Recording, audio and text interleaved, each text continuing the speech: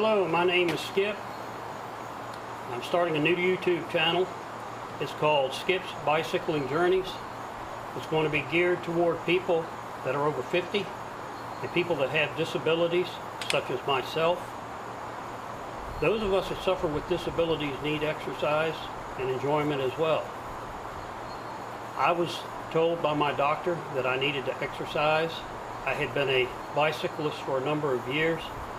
When I sustained several injuries approximately 10 years ago, I stopped bicycling. I also stopped riding motorcycles at that time.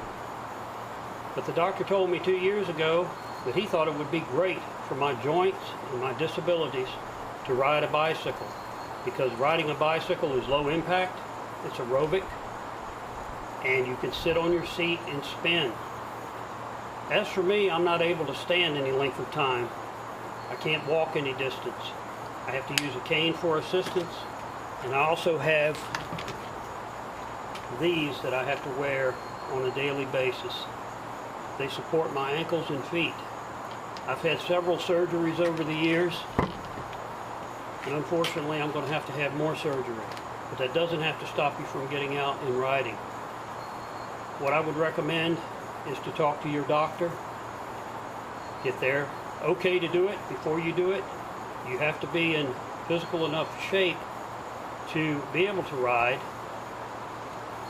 So therefore, check with your doctor before you attempt to ride a bicycle or do any other type of exercise. The goal of this channel is to take you all along with me as I do my daily rides, as I go to rail trails, bike trails, and even do some bike packing. I've already done it. You have to take your time. You carry things with you that you need. Being disabled, you have to think outside of the box. You've got to think about what you can do now, what your needs are now. What they were 20 years ago is irrelevant. I'm going to recommend several things to take with you when you bike. First of all, you need to get yourself a good quality bicycle, not a Walmart or chain store brand bike. You need to go to a bicycle shop to get a quality bicycle that comes with a warranty, with service, where people are trained to work on these bikes and to help you if you have an issue. Things that I carry with me and recommend to people that have disabilities, or to anybody for that matter, it's just a good idea to carry with you, is one, always carry your cell phone. They're good if you need help.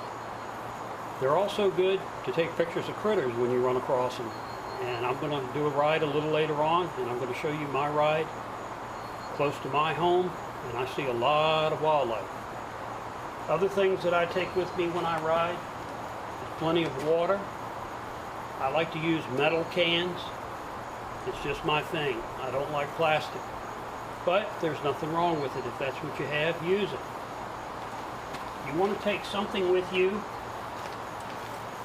that will replenish the electrolytes that you lose. This is one that's obtained from our local grocery store. They're not expensive, but they will replenish your electrolytes. They're sugar-free. You can also get them with sugar. One of the other things I use are these lemon lime hydration drink tabs. They're electrolytes, no caffeine. I take those with me. You've got to eat before you're hungry and drink before you're thirsty, and not necessarily in that order when you're biking on a trip, or if you're just biking around your neighborhood for that matter.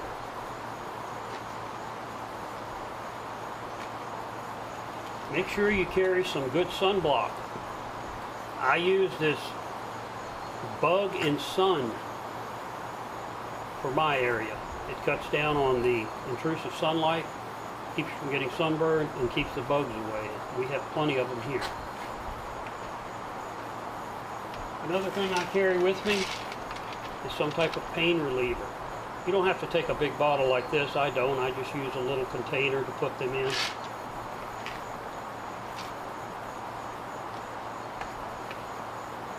And carrying things with you, as far as identification goes, this is a little idea that I came up with that I think is a pretty good idea for those of us that are disabled. This is simply your helmet, and I wrote on top, your name, if you feel so inclined to do so, but put the name of your contact and the phone number in case you were to have a problem and you're unconscious. They know who to call. Another good idea, which I do, laminating it would be better, but I carry in my wallet contact information and also a list of medications that I take. Here again, in case something happens to you, EMS and police will be able to identify your needs much more rapidly. As far as the bike goes, this is a Trek Verve. I love it. It sits 60-degree upright. It's not bent over at a 45-degree angle like I was used to when I was biking on a regular basis. It sets you more upright. On your bike, you definitely need flashing lights. I definitely recommend the rear. I also recommend the front. You can buy the most expensive you want or the least expensive you want. Just make sure they work for your needs and they put off plenty of light. This is a flashlight. It has several different settings on it, including blinking or strobing. This one just slips in and out of the holder. I also use it when I'm in camp as a camp flashlight. Actually, it's one of many. I carry on my bike a handlebar bag because it's accessible to me for my medications or anything else that I may need while I'm out and about. I carry an air pump. This is just a small air pump. You can put it on in the handlebar bag, or you could put it on your bike. I carry with me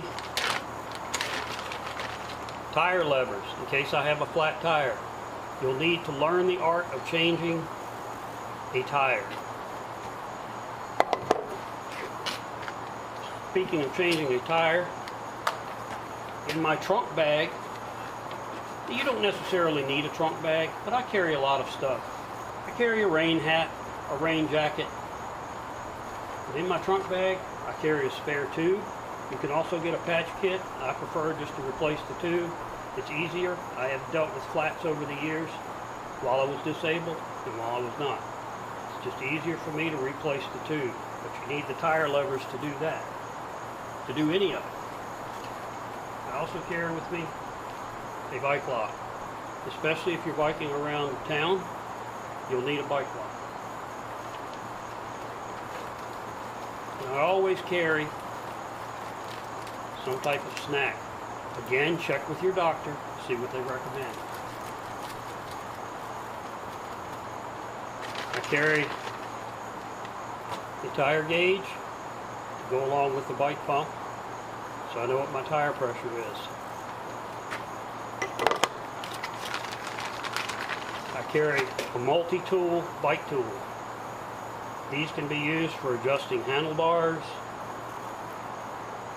in some cases adjusting your seat. Most of them have a quick release lever, which is here. You just pull it out and your seat moves up and down. There are all types of multi-tools available. I have several. I just choose to carry this one because it best suits my needs. I also carry, especially if I do trips, I carry some extra screws that help hold the bike rack on in case I lose one. And I carry extra Schrader valve caps for the tires. That's what I carry as far as mechanical things go. Nothing beats a good tire pump. Here's one of mine. This is an older one. This is what you use at home. These tires on this bike are 700C by 42. They're gravel tires because I ride on a lot of gravel roads. This bike comes with 700C by 45, the Trek Verve. They're excellent tires. Why I changed them is a story for another video. You don't want to inflate your tires any more than what they're recommended, and you want to experiment with the air pressure. In my case, I'm a heavy guy. All of my gear is typically on the back, and my weight rests between this area and this area. So I will pump the rear tire up to the maximum of 50 pounds on this rear tire. On the front tire, I find it most comfortable, less vibration, and easier to handle at 35 psi. You'll have to experiment with it to find out what's most comfortable for you, but you do not want to go outside of what the parameters call for. If you run them too low and they're not tubeless tires, you'll end up with a pinch flat on your inner tube. That's where the tube will pinch between the rim and the tire, and you'll end up flat. I always tend to go more with higher air pressure than lower air pressure for obvious reasons, because I don't want to flatten. You want to experiment with seats to get yourself a comfortable seat. This is the third seat I've had on this bike since I've had it. This is a Cell Royal seat. It's called Looking In. It's designed to fit on a bike like the Verb with more upright riding. 60-degree lean versus a 45-degree lean, because we want to be comfortable. The days of being uncomfortable for people like us is over with. Doesn't mean our life's over with. Doesn't mean we can't have fun. We can still have fun, and maybe even more fun than we had when we were younger, because we tend to do things slower and with more caution. To that end, when I ride at a moderate cadence. I take my time. Sure, I'll get fast sometimes if I want to get my heart rate up. There again, check with your doctor. See what your doctor recommends. But most of the time, I ride at a moderate pace. I sit down on the seat and spin the pedals. I don't stand on the pedals because I'm not able to do it with my disability. Fortunately for me, I was an IPEMBA certified bicyclist. That stands for International Police Mountain Biking Association Cyclist, and I learned how to properly cycle, spin the pedals, and how to control the bike. It gets a lot harder when you have disabilities, so take your time, make sure you're comfortable. Your comfort is number one. If you're not comfortable, you're not going to want to exercise, and you're not going to want to go and take trips, or take your bike and ride a boardwalk, or something a little more aggressive such as a bike trail or a rail trail. I'll talk more about that later. My bags, this is a Jan handlebar bag. I've had it for probably 25 years. It carries everything that I need to carry. I take a Ziploc bag with me. I put my wallet, my car keys, and any other thing that I may have that I don't want to get wet. This bag is supposed to be waterproof, but over the years it has lost that ability to be waterproof. So I put that stuff in a Ziploc bag. You don't want it in your pockets. You want pretty much nothing in your pockets. You want to be comfortable.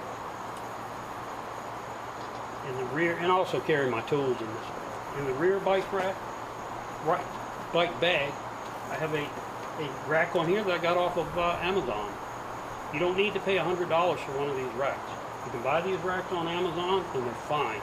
I've done bike packing trips with this summer, and they've done just fine. On the inside, like I said, I carry the tube and the lock. You also have space back here for an extra water bottle, which most of the time, since this is a smaller bottle, stick it in here like that. That's just about all I have to say at this point, other than buy yourself a quality bike rack. There are several out there. If you have a sedan or an SUV or crossover, there are ones that have straps that can be put on easy enough, and they will hold a bike or two. Some of them hold even 4. This one holds 4 bikes. It's just 2 with my wife and I when she rides. We only use this one. This one will pivot down. It has a pin that I can pull out and set it on the ground. That's great for taking the bike off. However, putting the bike back on, if you have to pivot it back up, you have to slide the pin back through. There are various designs out there that are a little easier than this, I'm sure. But this one can be a little bit difficult. I recommend you choose a bike that you can pick up or a rack that makes it easier for you to put on. This one is a hitch inserted rack. It inserts into a class 4 hitch. Doesn't matter what size hitch you get, you can get a rack to fit. Just make sure you're able to handle the bike. I do not ride electric bicycles at this time, or an e-bike. I don't have any problem with them. I think they're great. I have relatives that ride them. It doesn't matter what you ride, just get out there and ride. If you need an e-bike to ride, and you can afford it, buy yourself an e-bike. You won't regret it. People that ride them really enjoy them. I've run into people on the bike paths and rail trails that love e-bikes. I ran into a lady when I did the Greenbrier River Trail this summer who was on an e-bike who had just had a knee replacement. She was using the e-bike as therapy and she was doing really well. She rode probably 30 miles that day that I talked to her and her husband. They both had e-bikes. So you pick whatever it is that you can afford and whatever's comfortable for you. Another thing I'll show, this is a seat bag by Jan that straps underneath of the seat. These are very handy as well for putting your little essentials in that you may need when you go bike riding. They're not expensive. I've had this one, again, probably 20, 25 years. They're not expensive. They're easy to obtain. You can order them online. You can go down to your local Walmart and get one. They're all good. Another thing you can pick up for little to nothing, bike specific bottles have gotten very expensive over the last several years. I went to buy one this year. It just has a little cap you can do this with and pull it out and drink. They wanted $20 for it. I'm cheap. I won't spend that much money for something. My wife got these at our local dollar store for a couple of bucks. They've got straws in them, they flip up, and they work great. I used them when I did my last bike packing trip, which I'll cover on another video. I'll show you the equipment I use for that. You don't have to spend a lot of money to get started. Your biggest outlay of cash is the bicycle. Look for used, just make sure that it fits you. That's why I recommend you go to a bicycle shop. Even if you buy a used bike, they will help you. They have used bikes for sale. They will warranty that bike will be in good shape, and they will make sure that it fits you. I thank you all for watching my video. I look forward to possibly helping somebody to enjoy the outside like I do. If you have any questions, please let me know, and I'll do what I can to answer them. If I don't know, I'll see if I can find the answer. Have a good day, and I look forward to taking you along with me as I go out and ride around. Thank you.